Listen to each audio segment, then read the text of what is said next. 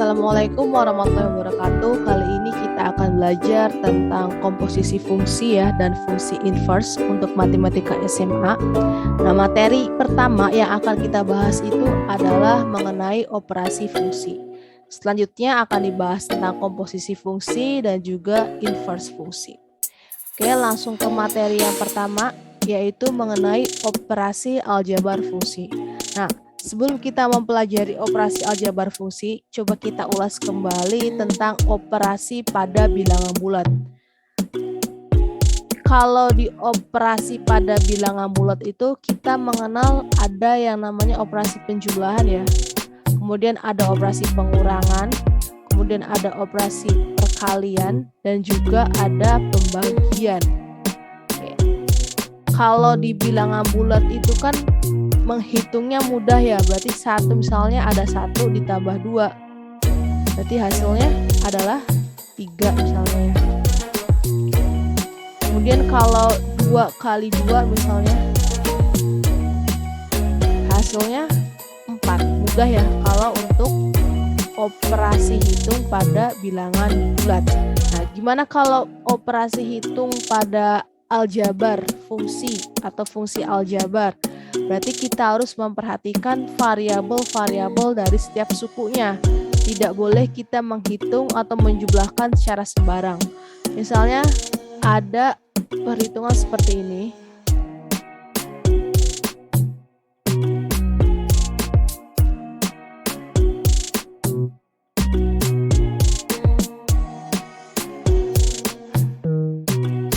X kuadrat ditambah 5x ditambah 4. Nah, ini gimana cara hitungnya? Tidak boleh sembarangan ya. Ingat, perhatikan variabel-variabelnya dari setiap suku. Misalnya 3x di sini. 3x kita bisa hitung dengan yang mana? Dengan 1x kuadrat, 5x atau 4.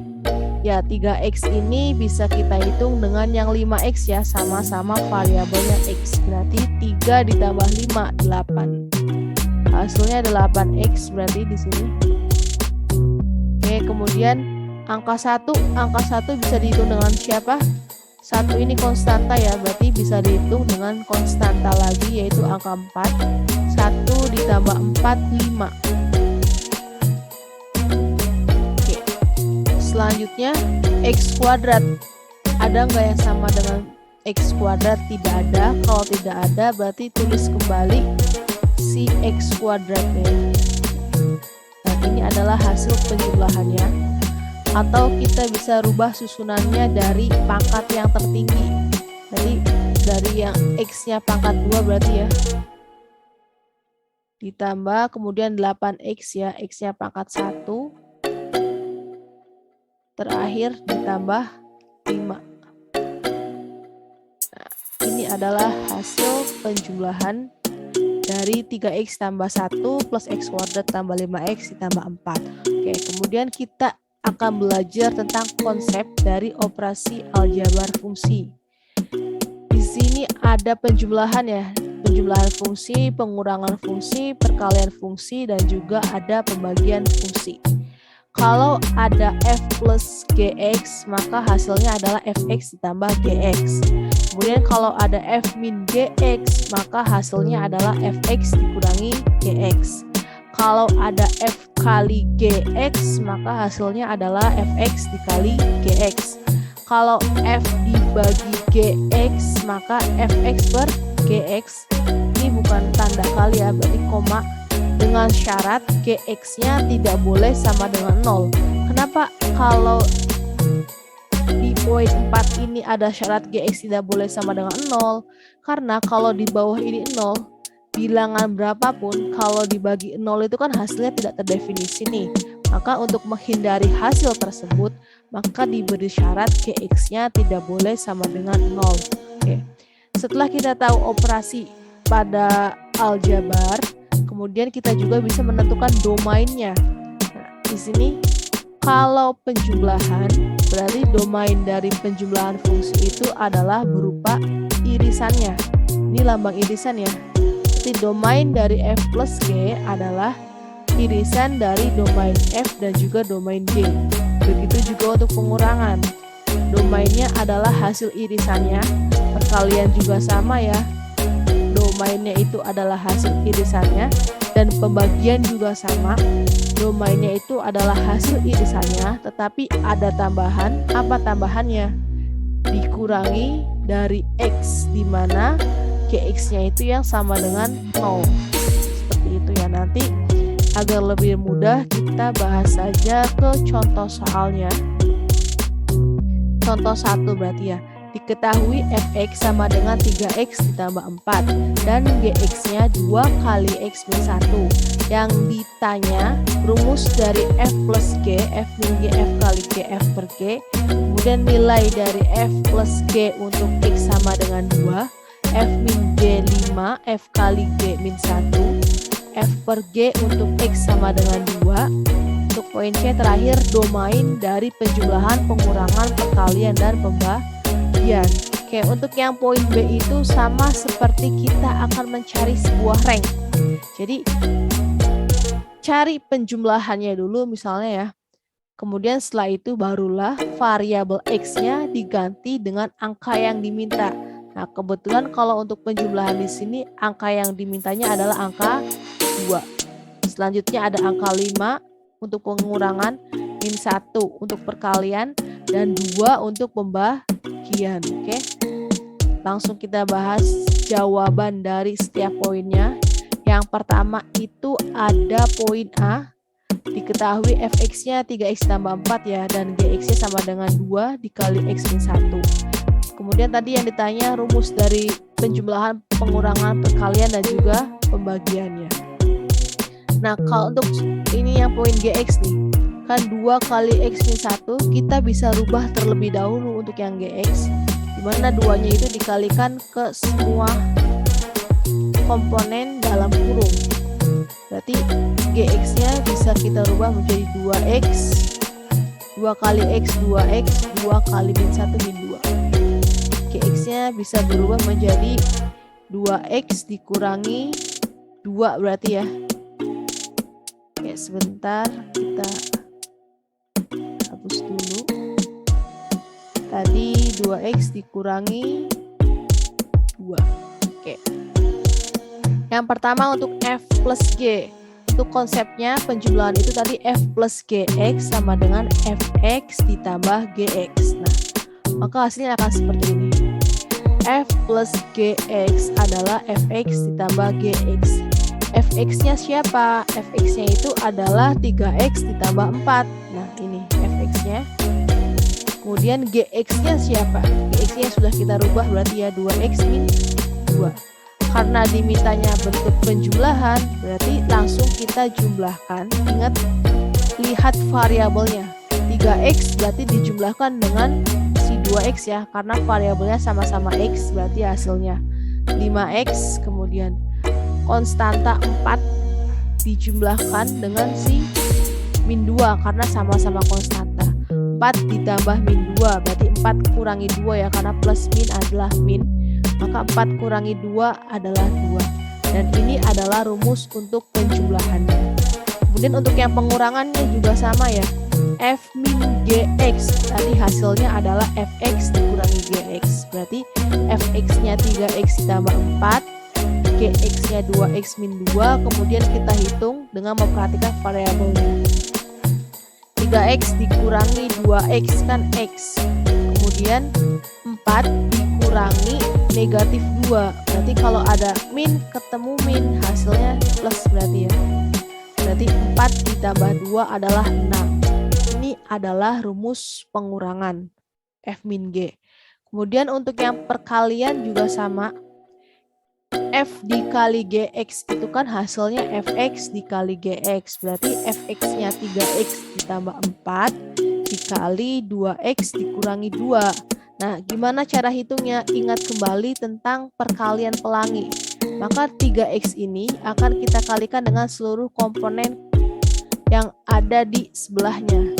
3x akan dikalikan dengan 2x dan akan dikalikan dengan min 2.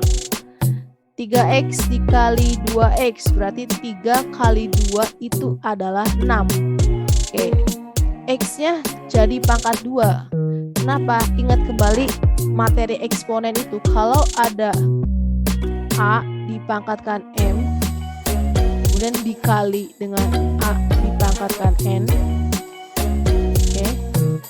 Nah, ini kan bilangan pokoknya sama nih. Berarti pangkatnya tinggal diapakan? Tinggal dijumlahkan. M ditambah N berarti gitu kan. Nah, ini juga sama kan? X dengan X. Oke. X-nya pangkat 1 dan juga X pangkat 1. Berarti 1 ditambah 1 jadi pangkat 2 kan. Maka 3X kali 2X adalah 6X kuadrat.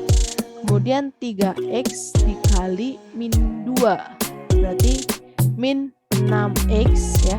Selanjutnya untuk yang angka 4 juga sama, dikalikan ke semua komponen yang ada di sebelahnya. Berarti 4 dikali 2X adalah plus 8X. Kemudian 4 dikali min 2 adalah min 8. Oke, selanjutnya kita bisa hitung untuk yang variabelnya sama. 6X kuadrat ini tetap ya, karena nggak ada lagi yang sama ya. Kemudian min 6X sama 8X. Berarti min 6X ditambah 8X adalah 2X. Terakhir min 8 juga tidak ada pasangannya, tulis kembali min 8. Ini adalah untuk rumus perkaliannya. Bagaimana untuk rumus pembagiannya? Berarti F per GX, Fx per GX, Fx-nya 3X ya, ini Fx-nya 3X ditambah 4 dibagi GX-nya yang sudah dirubah 2X min 2. Ada syaratnya, GX tidak boleh sama dengan 0. Oke, untuk yang pembagian ini kalau sudah tidak bisa lagi disederhanakan atau rumit untuk disederhanakan, boleh cukup sampai di sini ya. Tapi kalau nanti kalian menemukan persoalan yang sepertinya bisa disederhanakan atau misalnya bentuk kofaktoran, difaktorkan dulu kemudian bisa disederhanakan, maka boleh untuk dilanjutkan sampai ke bentuk yang paling sederhana. Tapi kalau misalkan persoalannya kok kayaknya susah untuk disederhanakan, maka cukup hanya tinggal menuliskan Fx per Gx ini aja. Nah, kemudian untuk syaratnya gimana nih? Nah, Gx tidak boleh sama dengan 0. Nah, syarat ini harus dirubah. Gx-nya yang mana? Gx itu kan tadi 2x min 2. Dikatakan 2x min 2-nya tidak boleh sama dengan 0. Oke, seperti ini. Oke, berarti yang pindah min 2-nya pindah ya. Pindah ruas.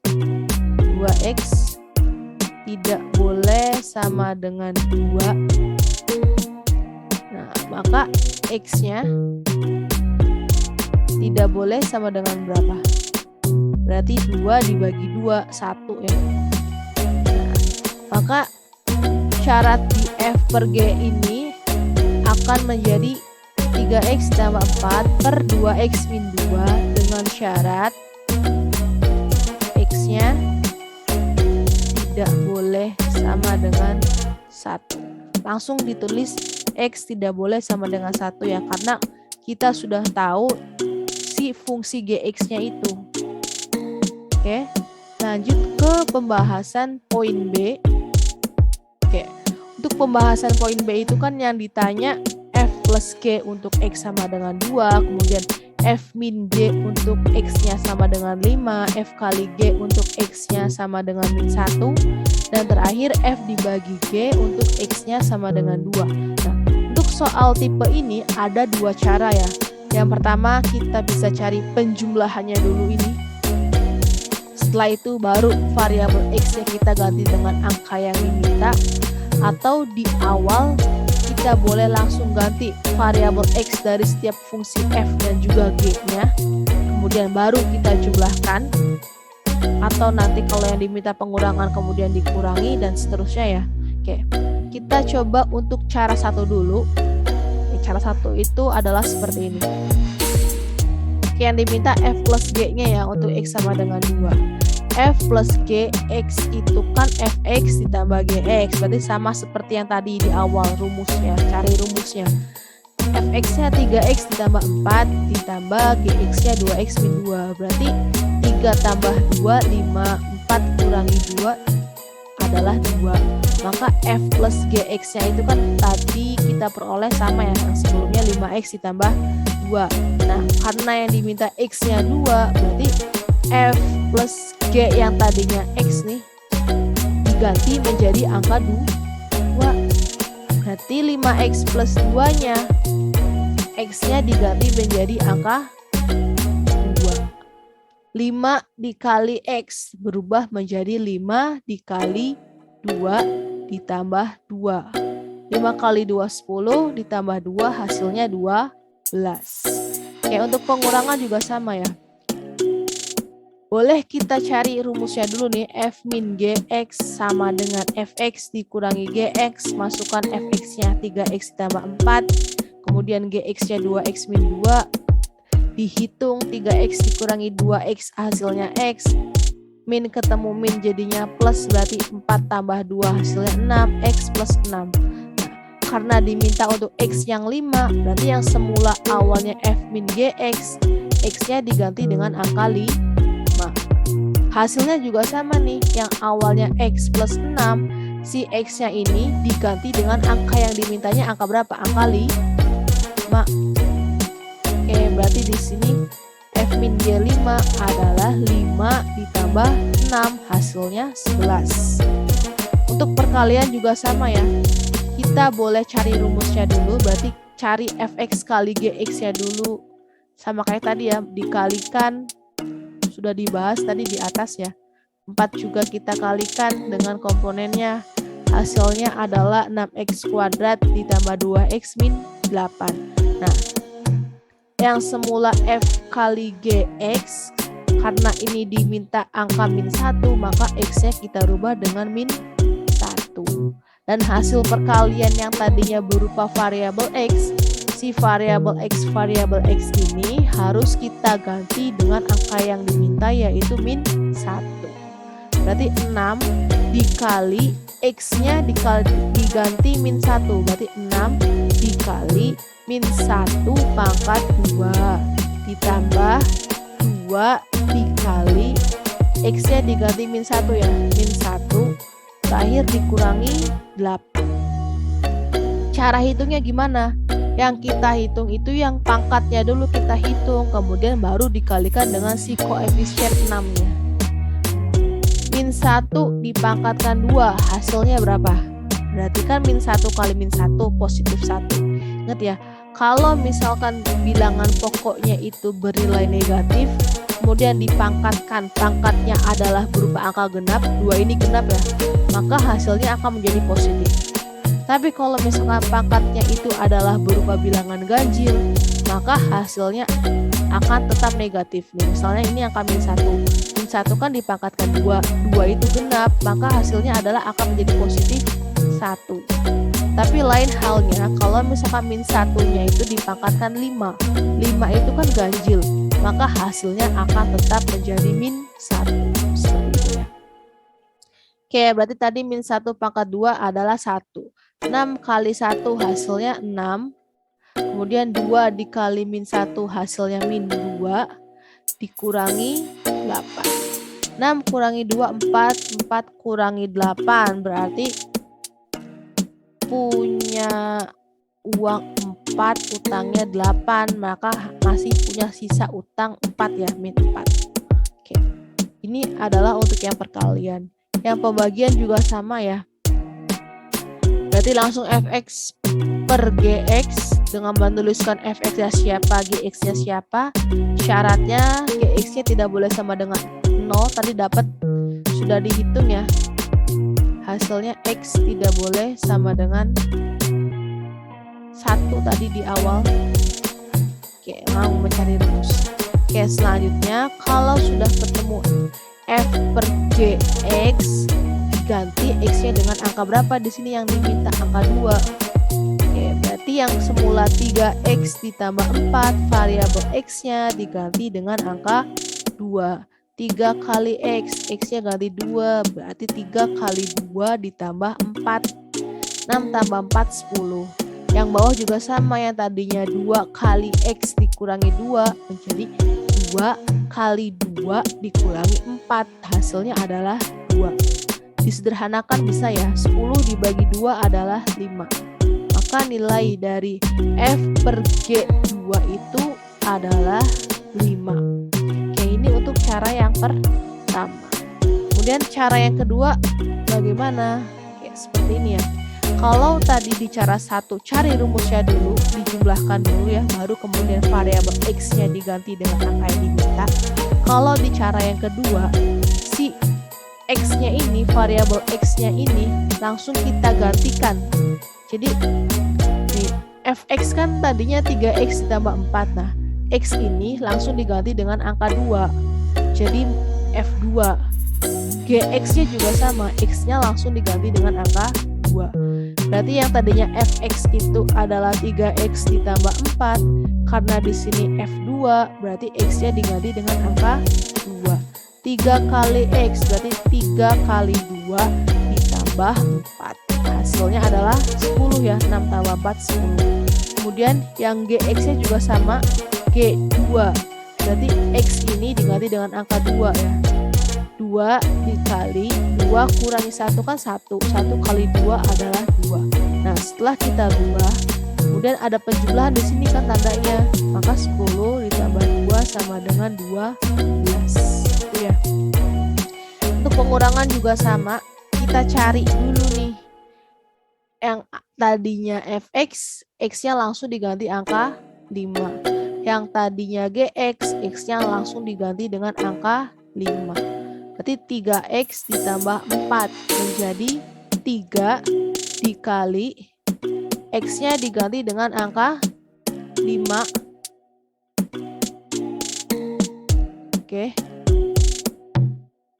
Kemudian ditambah 4 dikurangi 2, X-nya diganti dengan angka 5 dikurangi 1 adalah 4. Tadi 3 kali 5 15 ditambah 4 19 dikurangi ya. 5 kurangi 1 kan 4. 4 kali 2 8. 19 dikurangi 8 adalah 11. Untuk perkalian juga sama.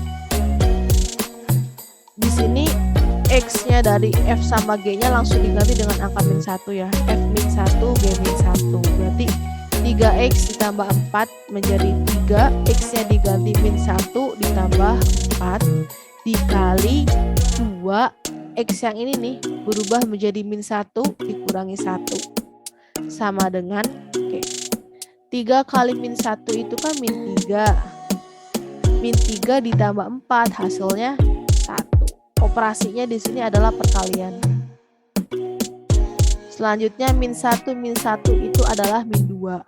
Min 2 dikali 2 min 4, maka satunya dikali dengan min 4, hasilnya min 4. Kemudian pembagian juga sama ya, langsung diganti ke F2 per G2. Berarti 3 kali 2 ya, X-nya diganti 2 ditambah 4, 3 kali 2 6 tambah 4 10. Kemudian 2 dikali X-nya diganti 2, 2 kurangi 1 adalah 1, 1 kali 2 hasilnya 2. 10 dibagi 2 adalah 5. Ini syarat tadi ada di sini ya, syarat itu ada di sini. Ininya sudah langsung diganti. X tidak boleh sama dengan 1. Oke, ini adalah untuk poin yang B ya, ada 2 cara. Cara 1 sama cara 2.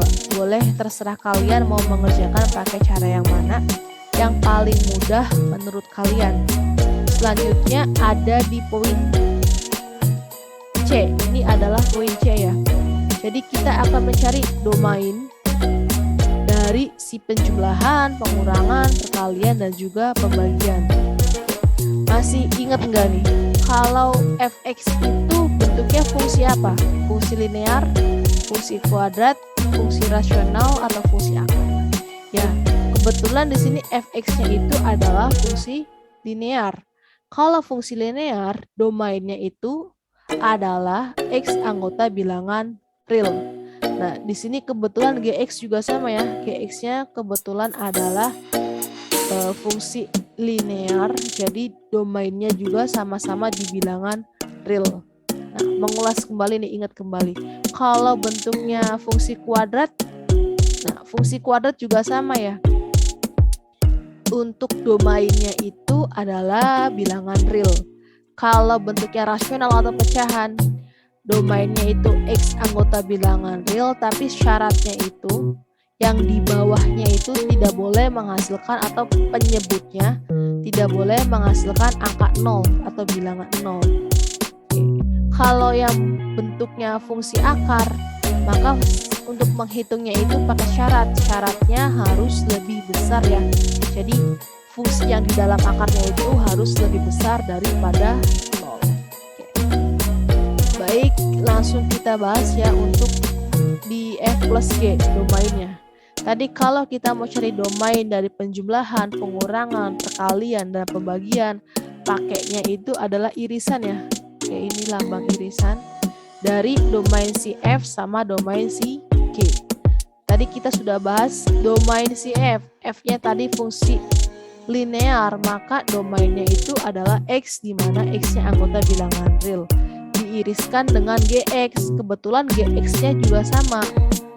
Fungsi linear di mana domainnya adalah X, di mana X anggota bilangan real. Ketika X anggota bilangan real diiriskan dengan X anggota bilangan real, maka hasilnya pasti X anggota bilangan real. Oke, untuk pengurangan ini hasil yang ini ya. Berarti domainnya adalah X anggota bilangan real. Kalau untuk yang pengurangan juga sama ya. Pakainya irisan dan kebetulan sama. Di sini bilangan real, maka hasilnya juga bilangan real. Perkalian juga sama, pakainya irisannya. Kebetulan di sini dari bilangan real diiriskan dengan bilangan real, maka hasilnya juga adalah bilangan real. Oke, untuk yang pembagian itu sama, X anggota bilangan real. Cuma ada tambahan dikurangi dari syarat agar si penyebutnya itu tidak 0. Ada tambahan itu ya. Oke. Sama pakainya irisan, tapi ada tambahan dikurangi syaratnya tadi X, di mana X atau GX-nya itu sama dengan 0. Jadi si GX-nya itu sama dengan 0.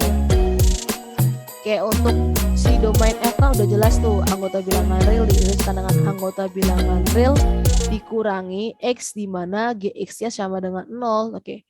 Kenapa di sini ada X tidak boleh sama dengan 1? Karena kita sudah mencari tadi di awal. GX-nya berarti yang dirubah berarti ini tadi GX-nya 2X ya. 2X dikurangi 2. Kita buat sama dengan 0. Berarti 2X dikurangi 2 sama dengan 0. Oke, berarti 2X sama dengan 2. X-nya adalah 2 dibagi 2, 1. Nah, berarti kalau kita masukkan ke konsep ini, X anggota bilangan real diiriskan dengan X anggota bilangan real dikurangi X sama dengan 1, atau tidak boleh X sama dengan 1 berarti ya. Nah, secara singkat kita bisa tuliskan domain dari si F per G itu adalah X, di mana X anggota bilangan real, tapi X-nya tidak boleh sama dengan 1 gitu ya. Di belakangnya ada X tidak boleh sama dengan 1. Oke. Ini adalah jawaban terakhir ya di soal atau di contoh soal yang tadi diberikan.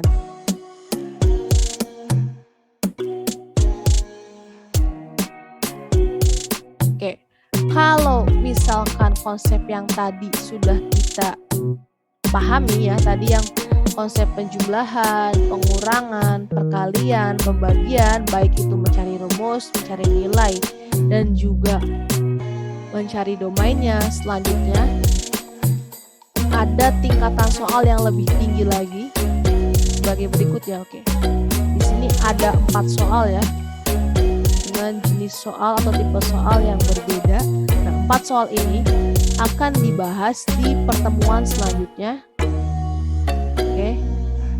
Jadi untuk materi kali ini tentang operasi fungsi aljabar selesai sampai di sini ya. Jangan lupa like, comment, and subscribe. Terima kasih. Wassalamualaikum warahmatullahi wabarakatuh.